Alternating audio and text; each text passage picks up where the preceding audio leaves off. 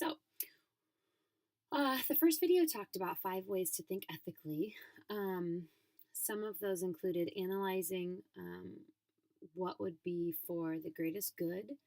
Um, and he actually reiterated this quite a bit. So, thinking about what would be the greatest good, the common good for the greatest amount of people.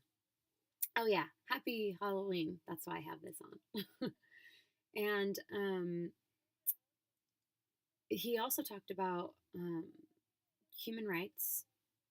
I mean, if you're in an issue where, say, somebody needs more time than other people to get work done, how entitled are they to that? Do they have a special case? Do they have a learning disability? How fair um, is it to them to receive certain rights?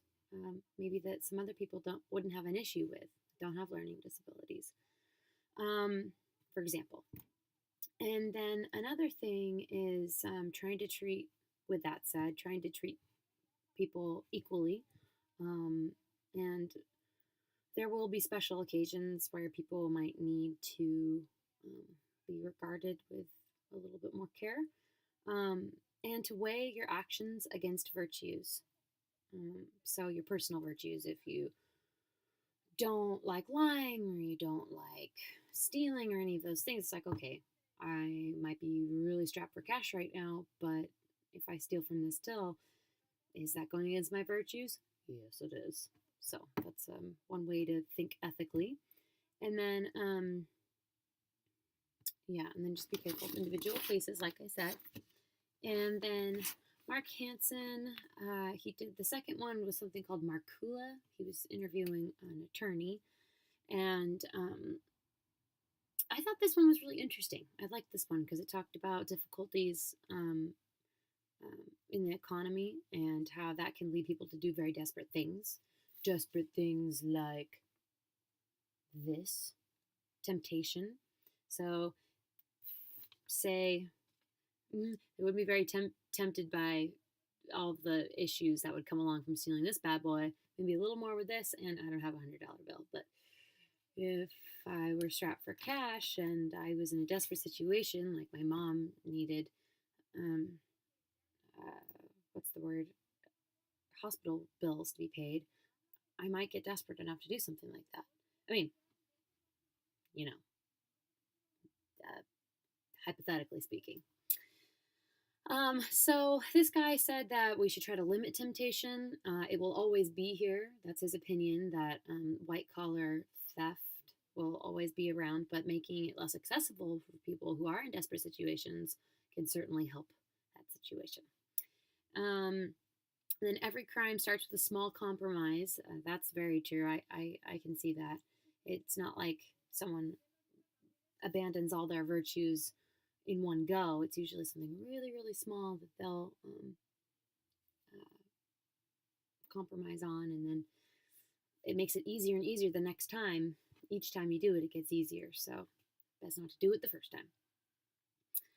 And then I like this one. How students can prevent this from happening to them is by forming a support group of people that you care about, making finding people who have similar virtues to you can keep you on the right path, and then really know who you are.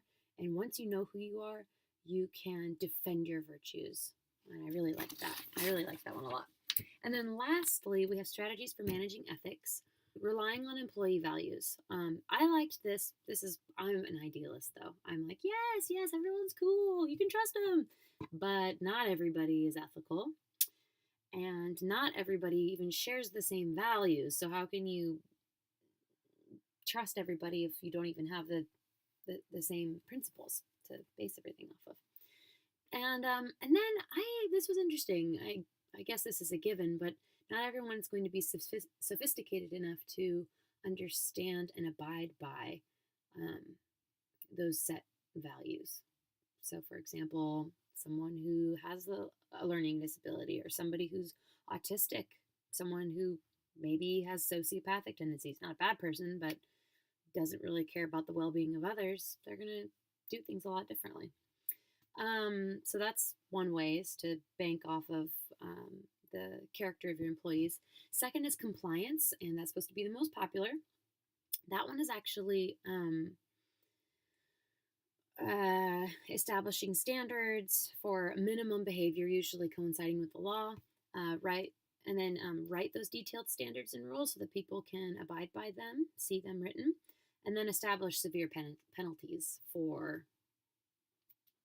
And that was kind of cool. I mean, not cool, but it's like if you're going to write standards, no one's going to actually go off of them if you don't have anything to hold them to it. And I agreed with them that they said that establishing a minimum, the consequences of that is that nobody actually wants to follow, wants to go above that. They're just saying, well, this is the minimum. I guess I don't really need to do anything better than that. Maybe obviously not worse than that, but I guess I'll just do the minimum because that's what you're asking me to do. And I kind of agree. That's like most restaurants that I've worked in, they're that way. And it doesn't really pump the morale for people. Let's see. And then ethics exhorting. I'd never heard that before. Exhorting. I thought he was going to say extortion. I'm like, I don't know about extortion. Using high ethical standards. Like, he said something funny where he said, like, oh, use the same ones that you have at home. But some people are pretty big jerks at home. So it's not really a good idea. But setting a high bar for ethics. Like encouraging that, and then educating people, training them on how to act ethically, and by doing that, it's good that they're promoting it, but it's not really helping them figure out difficult decisions. And when you're in a tough situation, how to actually approach that and deal with it. So I agree with them there. It's very idealistic and kind of like covering their own grounds. Like, oh, we're telling you that you have to be ethical. But then when someone's not ethical, then they're like, well, we told you to be, and that's it. The fourth one was managing values. So I kind of thought, I agree with him. This one sounds like the best. So what you start with is you define your values and your aspirations. So, and your ethical standards. So you have that minimum that you were talking about from the beginning, from compliance. So you have that minimum, but then you're also talking about your aspirations. So it makes people want to go even further up and above, which compliance didn't. And then requiring each level, so each say department of the organization, or not department, but say there's the big wigs and then there's the little guys, having all of them state what their values are and how to apply them. So that's kind of good because in compliance, it's like, well, only the little guys really have to comply. The big wigs don't have to. So I like that about the managing values. And then what was nice is they included the idea of the ethics exhorting by including educating, modeling, and rewarding those values that they are encouraging. So I kind of like that they've got the education in there, they've got the minimum standards requirement, and they've got the lower levels as well as the high levels abiding by it. And yeah, this is by Visual. Don't be tempted. Stay strong. Get your families together. This guy right here, he holds me to my values. Since I was a kid, he knows me pretty well, so that's all I got. Have a fantastic Halloween.